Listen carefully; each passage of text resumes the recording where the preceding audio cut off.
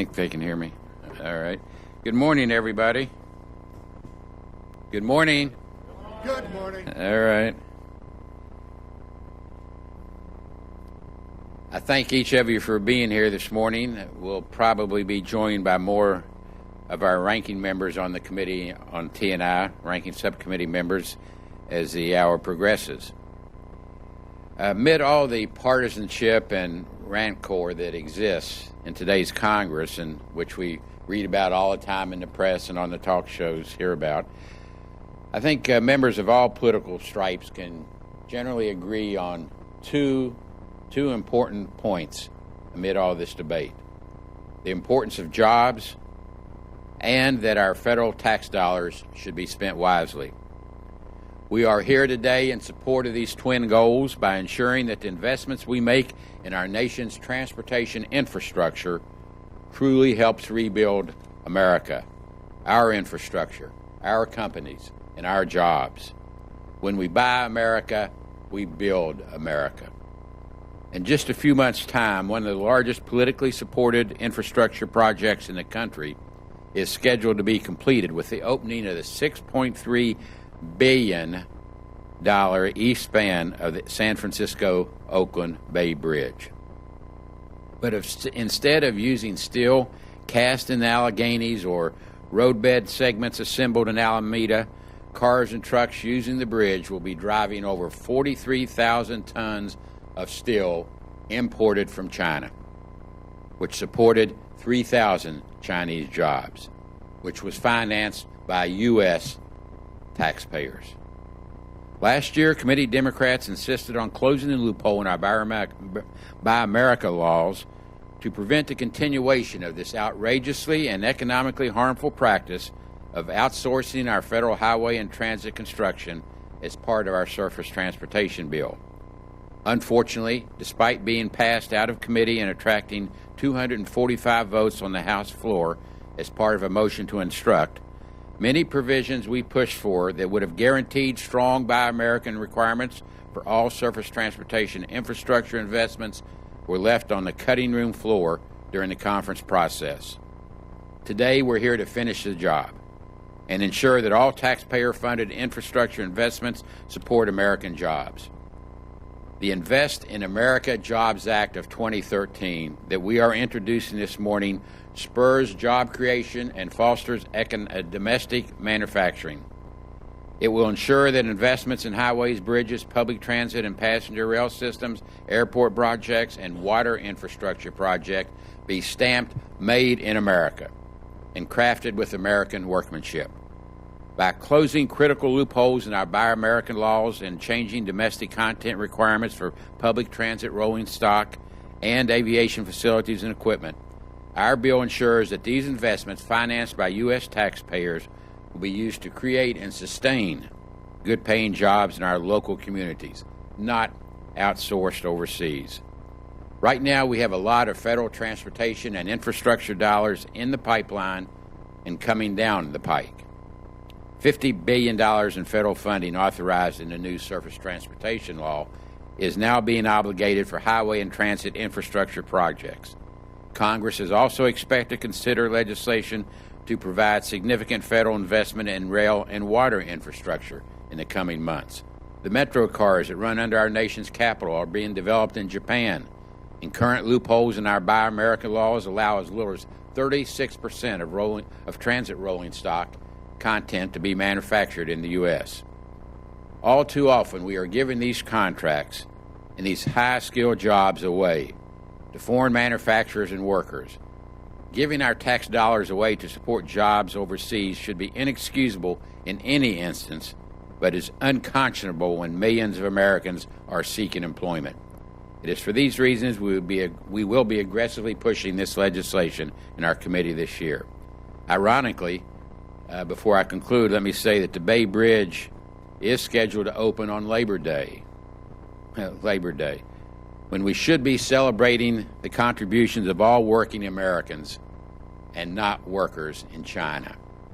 Let's not get to Labor Day and read about the next Bay Bridge or the next major transit project that is being built overseas with our tax dollars. Let's close these loopholes that violate the spirit of our Buy America laws and harm the American entrepreneurial spirit. We are committed to doing so, and I look forward to working with all members of our committee to accomplish this goal. I will add that all of our ranking members are co-sponsors of this legislation, and I'm going to be recognizing the majority of them in just a few moments. But before I do that, I want to recognize two other individuals. Well, let me recognize our co-sponsors of the committee, Representative Peter DeFazio, Eleanor Holmes Norton, Representative Corrine Brown, Representative Tim Bishop, Representative John Garamendi, and Representative Rick Larson. With us also today, two important individuals that know what this legislation means and knows what the lack of it means for American jobs. First is Leo Gerard, President of the United Steelworkers of America, whom I'm going to recognize next. And also with us this morning is Mr. Scott Paul, President of the Alliance for American Manufacturing. So with that said, and before I recognize our ranking members, I do want to recognize, due to his time constraints, Mr. Leo Gerard, President of the United Steelworkers of America, and thank him for all he does for American working men and women. Leo. As Nick said, my name is Leo Gerard, and I'm the International President of the Steelworkers Union. We happen to be the largest, most diverse industrial union in North America, and the largest, most diverse union in America. And I say that because we represent everything from paper to steel, aluminum, copper. We're the largest mining union. We're the largest manufacturing union. And I can tell you that I want to thank Nick Rahal, and I want to thank all the members of the subcommittee. I think this is a tremendously important piece of legislation that they're moving forward. We have 1.2 million active and retired members in our union, and far too many of them are on layoff. Far too many of them don't have a place to go to, because in the period of the last 10 years, the 8 years of the Bush years, and the period following the 2008 collapse, 55,000 factories closed in America, representing 6.5 million workers. And as I say to people, when a factory closes, you just don't lose the factory. You lose the tax base that factory paid into the community. You lose the workers that lived in those communities and paid taxes in the system. And you lose the people who serviced that plant, whether it was there to sell lunches at lunchtime or selling boots or bringing the oil and grease for the factory, whatever it was. Those jobs aren't calculated in that. Congressman Rahal mentioned the Bay Bridge. That's the worst example, but sadly it's not the only example. We lost the last rare earth magnet manufacturer. Rare earth magnets are used to go into guidance systems for missiles. We now have to get that from China. You would think that on that basis alone, people would wake up to the problem that we have with the undermining and the weakening of the Buy America provisions. And actually, we have a number of crises in this country. We have an infrastructure crisis. We have a jobs crisis. We have over 8 million people that are unemployed, that people are starting to realize, as Congressman Rahal and the subcommittee realize, in order to create real wealth in America, you got to make things. And when we use taxpayer dollars to teach others how to make things, or to give others the chance to make things that we should have made ourselves, that should be an outrage to everybody. I'm willing to pay my taxes for the school system, for the healthcare system, whatever it is, but I'm not willing to pay my taxes so you can use my tax money to bring jobs to China or anywhere else. And I think that we ought to understand how bad that is to the economy.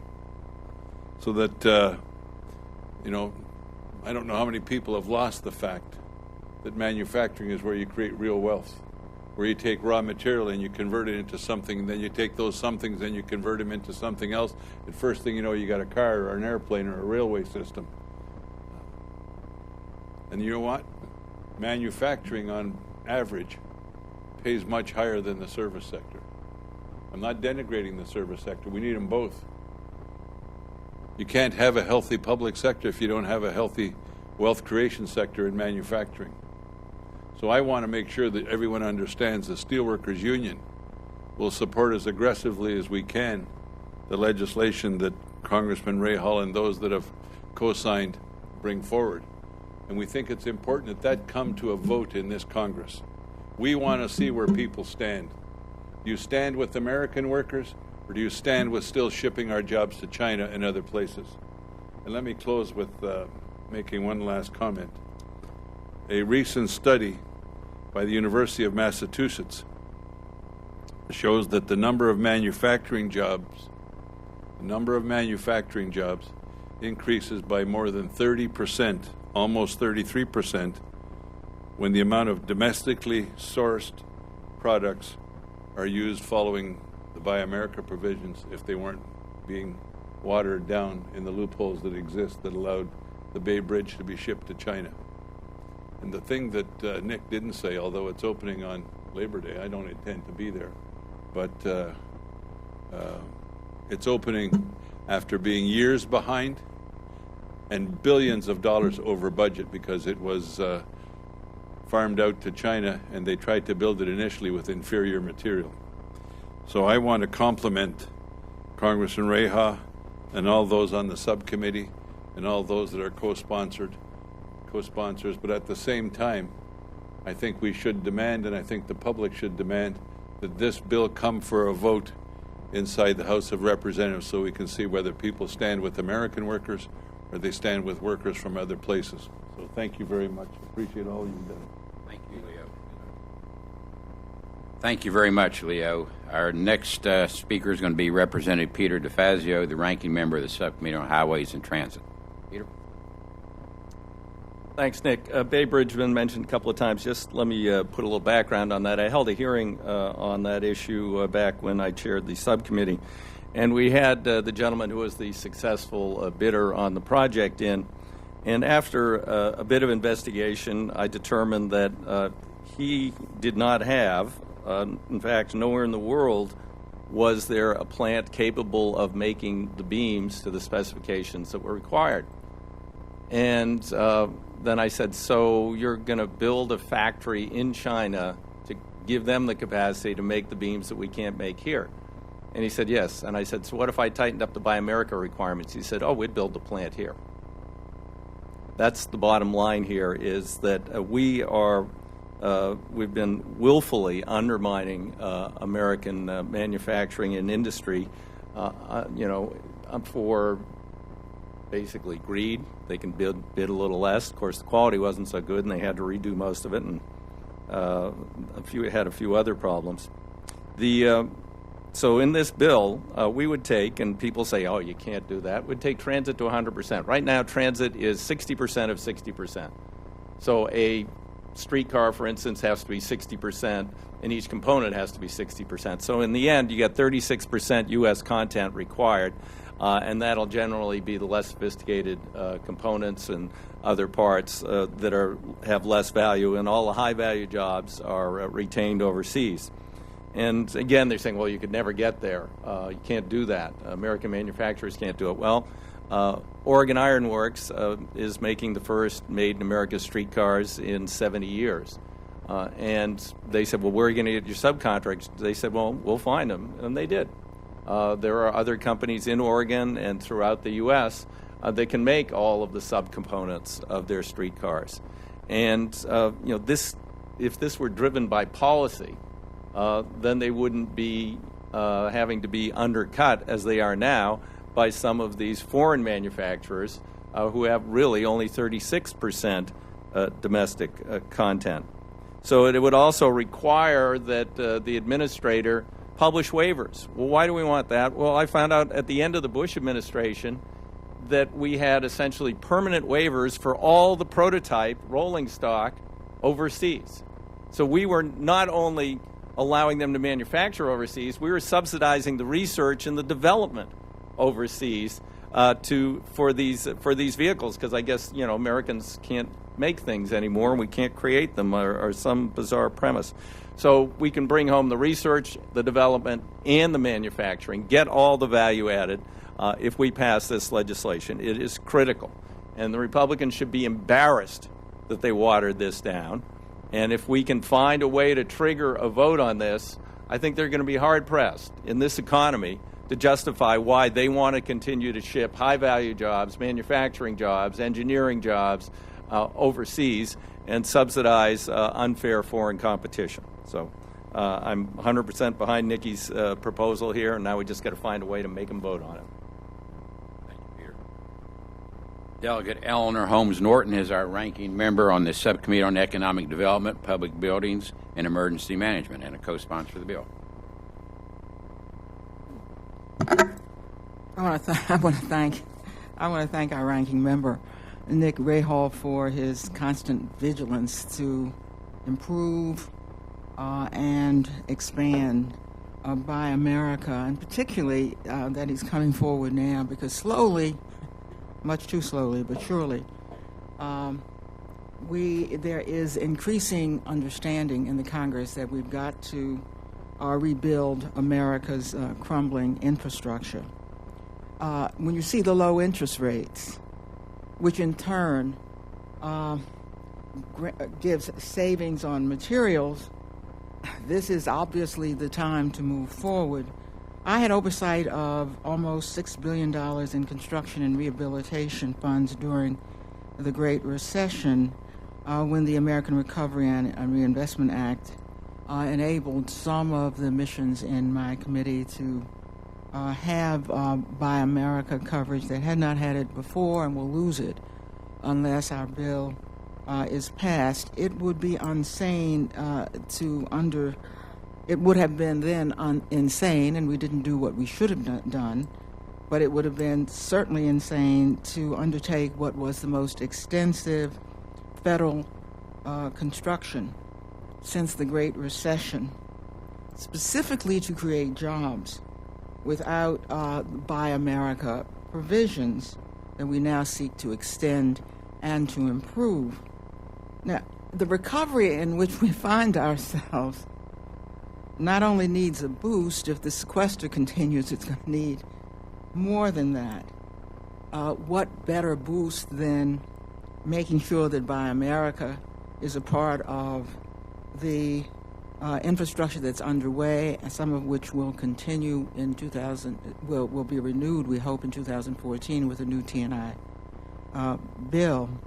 Nothing galls an American more, whether that American, by the way, is employed or unemployed, more than reading that his or her tax dollars are subsidizing foreign goods and foreign workers. I just want to give you examples from two sections of our bill, where IRA indeed was effective, but where with IRA gone, we cannot assure that it will continue. Let's take EDA grants, if you want a picture of irony.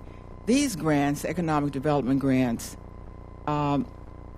are federal money that go to create jobs and to attract private sector using infrastructure funds in depressed areas.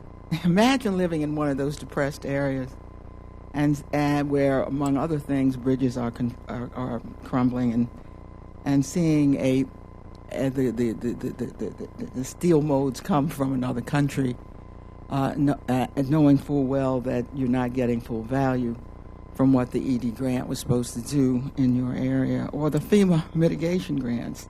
Now, this is a perfect example of where we save taxpayer funds, because we go in and we essentially prevent disasters by building.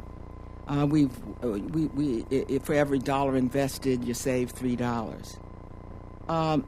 We certainly don't want to give that money away to countries that compete with the United States by building, by using manufactured goods from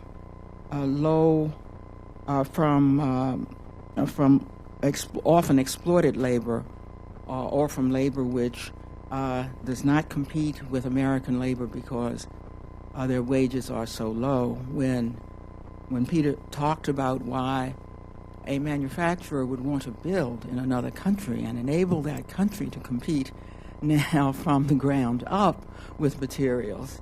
Obviously, it's because of the cost of labor, and we're exploiting labor there in order to make sure we exploit labor here who won't get the jobs.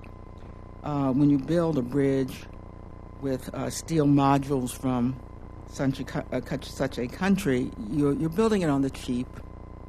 You may consider yourself penny wise, but it is certainly pound foolish if that is what taxpayers' dollars are going to do.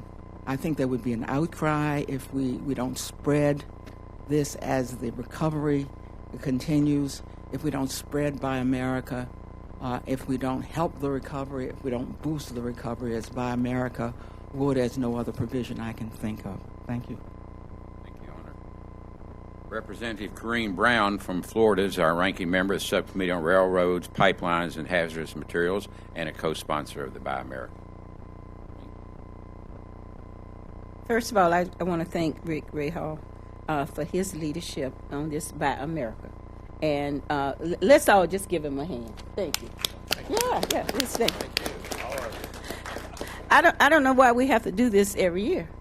When I go home, the problem is jobs, jobs, jobs. That's what everybody's talking about. They're not talking about the deficit. I know that's what the talking heads talking about, but our people are talking about jobs. And the key is we've spent billions of dollars in investment, and what we're doing with this Buy American bill is closing the loopholes. Amtrak, $1 million, we're saying you cannot do that. You got to Buy America. Inner city rail, same issue. And we're also setting up certain criteria that the Secretary of Transportation will use in order to make sure we're buying America. It is clear that with American taxpayers' dollars, we need to put American people back to work. Many people have part-time jobs, 1 and 2 part-time jobs, because they need one monies. And the key is when we buy America and we invest in America, we can put our people to work. It's a no-brainer.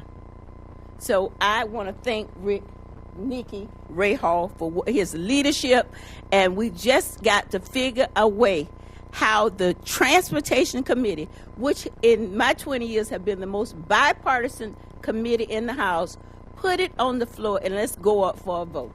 Thank you very much. Thank you, Corrine. Representative Tim Bishop's our ranking member, Subcommittee on Water Resources and Environment, and a co-sponsor of our bill. Well, good morning, and thank you. And I want to start by commending Nick Rahal for his leadership on this issue. It is really important. Corinne says that this ought to be a no-brainer. She's right.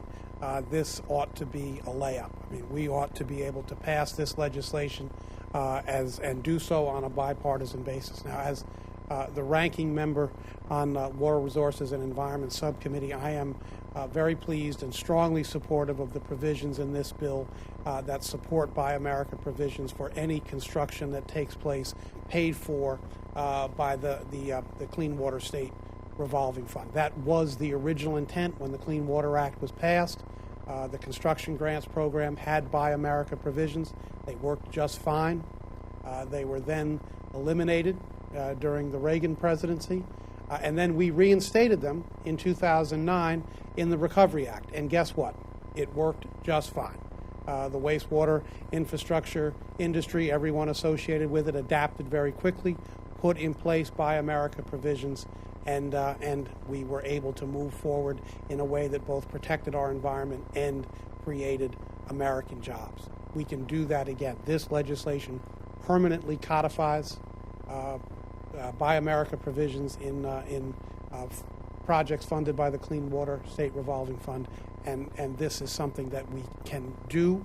We can do on a bipartisan basis, and we can do it in a way that both protects jobs and creates additional jobs, which again, as my colleague from Florida says, that's precisely what the people we represent care about. And one of the things we're going to have to explain to the people we represent, that when we keep hearing that we have to cut our deficit in order to heal our economy, we're going to have to explain to the people we represent why it is that cutting our deficit is going to cost us 750,000 jobs. Pretty hard to explain because it's wrong. Thank you very much.